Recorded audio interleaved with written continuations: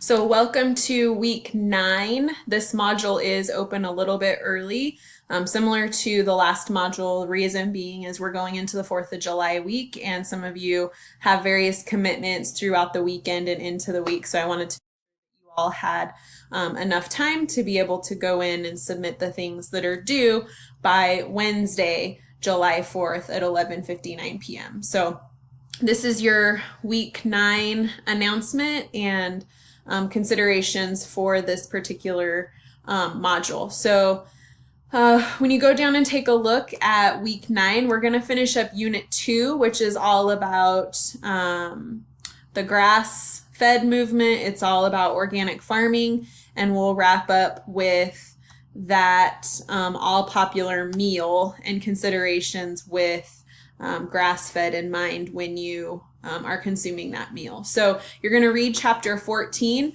This one's a short chapter, so it's only about 11 or 12 pages, but it does wrap up that unit 2. So you're going to read chapter 14, and then you're going to make your initial post to your discussion board. And like I said, we'll come back to that theme of meal time. So your discussion board questions really focus around what you enjoyed most about that meal that Paulin prepared for his friends. Really get into some of the preparation techniques that he used while he was making that chocolate souffle, or when he was brining the chicken, when he was shucking the corn, like some of the things that stood out to you from those items that he had brought from Polyface Farms to share with his friends. And then similar to in unit 1, when you prepared a meal with that corn mindset, now you're going to take some time to prepare a meal with that pasture, grass, local food movement mindset. So have that in mind. Think about that meal that you would prepare, and then prepare it and share it with your friends, your family, or prepare a meal for yourself with that theme as the meal. And then talk to your peers about what you prepared and how you can link those items back to grass, pastures, organic, local farms.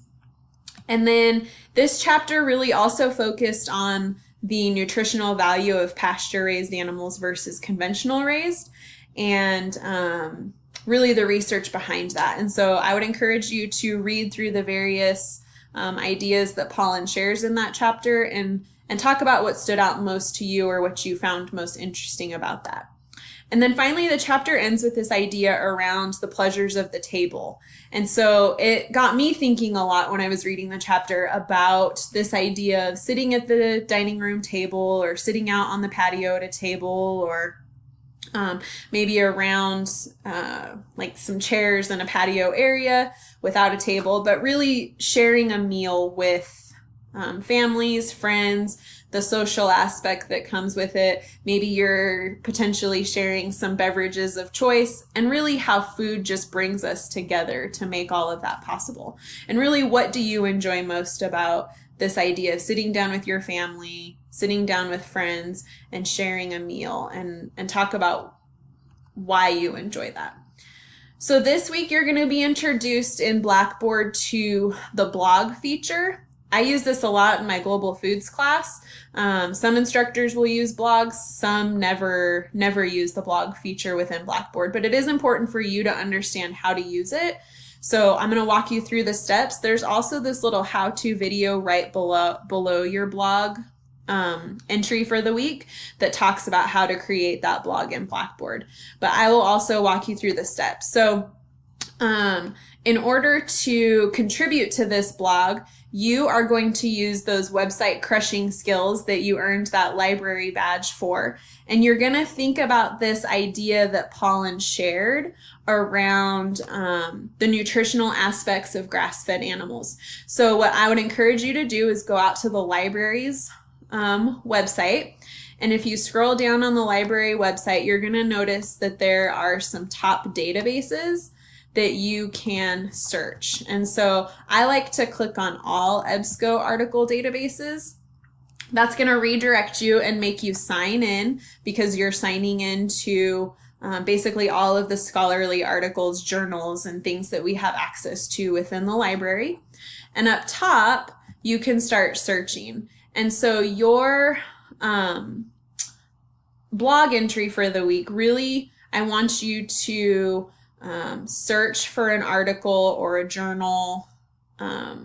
You can even do this online if you don't want to use the library, but pay really close attention to that publication date. Try to use something within the last 10 years and find something that further supports this theory that there are benefits to consuming grass-fed animals. So from some of the areas that were discussed in the textbook, so omega-3s, it talked about conjugated linoleic acid, it talked about beta-carotenes, vitamin E, folic acid, polysaturated fats versus unsaturated fats. So those should get some creative juices flowing, give you some keywords to be able to search for in this little EBSCO article search database system, and then tie that back to grass-fed animals and why grass-fed may have better health effects on one of those areas. So after you've found that article, I want you to write about it. And the way that you're going to do that is you're going to go ahead and click on this blog area, and it's going to take you out to create your blog. The instructions for your blog are also embedded here, so you'll see that. But in order to do this, I like to copy and paste my question and click Create Blog Entry. And this is going to take you into an area similar to like your discussion boards or when you're writing a journal, where you can then start giving us a synopsis of what that article was that you found. So within this, I would encourage you to share the link that you found for your article to create your blog entry. And then you're going to spend one paragraph giving us a general idea of what the article is stating. So tell us what you read and summarize it in that paragraph so that we can get a quick synopsis of that specific article. And then your second paragraph, you're going to discuss whether or not you feel there's any truth to that, or you feel like, yeah, it's just the next thing that we're talking about in the food industry. And next week we'll be talking about why conventional beef or conventional chicken might be better for you. So spend some time discussing that with your peers, and then you'll go ahead and click Post Entry. And that will post your blog entry out there for your peers to be able to see. So the other part to this is you want to go out and see what your peers are posting, and you want to be able to comment on those. So once you've posted that blog entry, you want to come back and continue to check and respond to your peers' blogs as well. So this is similar to a discussion board where you're responding to what your peers are saying. And so in order to view your peers' blog entry, you're going to notice up here where it says blog details, it's going to have your name, and there's this little drop down, they call it a caret. And when you click on that, it's going to have a list of everybody who's made a contribution so far to the blogs. So you'll click on their name, and that will take you to their specific blog. Once you get to their blog, you'll be able to read it, and then down at the bottom there will be a little radio button that says comment, and you can click on that comment button to be able to contribute to your peers' blog entries for the week. And you want to make sure that you contribute to at least 3. So it's similar to your discussion boards. You'll be making that initial post, and then you want to check back to make sure that you're commenting on your peers' articles that they've found as well. So this is a great way to share information. It's a great way for you to go through and see what your peers are saying about this specific topic, and potentially read some articles that you hadn't thought about related to grass-fed and the nutritional aspects around it, and really whether or not organic farming in terms of consumption makes a difference for us. So then your last component for this week is your Let's Connect, your QUID outcome accomplished. And this week you'll be focusing on career exploration. So CWI has access to a free program. It's called My Plan. And My Plan is a way for students to go in and they take 4 different assessments, and those 4 assessments focus on your interests, they focus on your personality, your values, and your skills. So each assessment is about 15 minutes, so fairly quick, and you'll go in and take that assessment.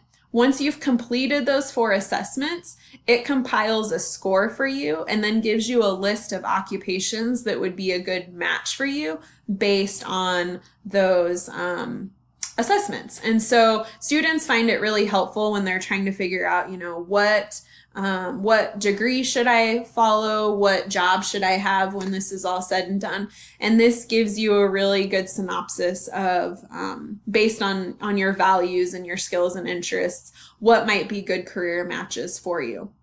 So a lot of students find this beneficial, especially if they're undecided students, but even students who are decided, will probably find it beneficial because it might reaffirm, I really thought I was interested in becoming a nurse, and my top 3 out of 5 things that came back in my occupation say that I should work within the healthcare field.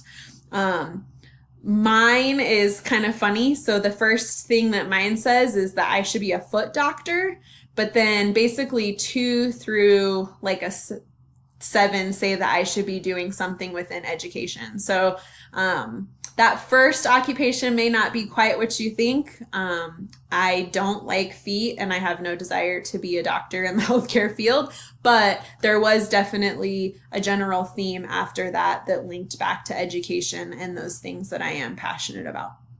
So you'll go ahead and log into this link here, this My Plan link, and then you'll go through the steps. So you'll click on that account tab, you'll create your free account. You have to use this license code in order to use that free account. So make sure that you copy and paste that in when you're creating your account so that you can get it set up. Take those assessments, and then your last step in order to verify that this is complete is you will upload as a assignment your screenshot of your top occupation, and then in your text submission area, discuss what you learned about yourself. So by taking those 4 assessments, what did you learn about yourself?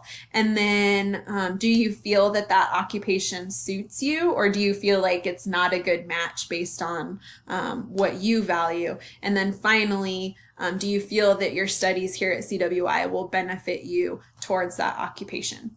So you'll want to make sure that you upload that in order to get full credit this week for the Let's Connect component of this QUID course. So as always, if you have questions, concerns, comments, feel free to reach out to me. You can email me. Usually that's the fastest. And I hope you all have a fantastic weekend and a wonderful 4th of July.